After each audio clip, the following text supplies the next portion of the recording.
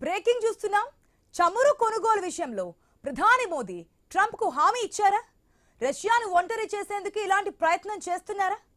Bharat Russia నుంచి చమురు కొనుగోలు ఆపేస్తే ఇలాంటి పరిణామాలు ఎదురుకానున్నాయి. రష్యా నుంచి భారత్ చమురు కొనుగోలు విషయంలో ట్రంప్ కీలక వ్యాఖ్యలు చేశారు. రష్యా నుంచి భారత్ చమురు కొనుగోలును ఆపేయనున్నట్లుగా ప్రధాని మోదీ తనకు హామీ ఇచ్చినట్లుగా ట్రంప్ చెప్పారు. రష్యా నుంచి చమురు కొనడం వల్ల పుతిన్ యుద్ధం కొనసాగించేందుకు ఈ నిధులు ఉపయోగపడుతున్నాయన్నారు అమెరికా అధ్యక్షుడు ట్రంప్. మాస్కో నుంచి ఇండియా చమురు కొనుగోలు చేస్తున్నందుకు తాను సంతోషంగా లేనని ట్రంప్ తెలిపారు. చైనా సైతం రష్యా ఆయిల్ ను కొనకుండా చేస్తారని, ఇక ఇదే మిగిలి ఉందని అన్నారు.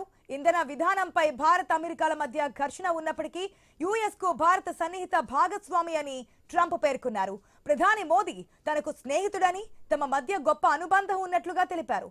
అయితే చమురుకు సంబంధించి ట్రంప్ మాటలపై భారత్ ఇంకా ధృవీకరించలేదు.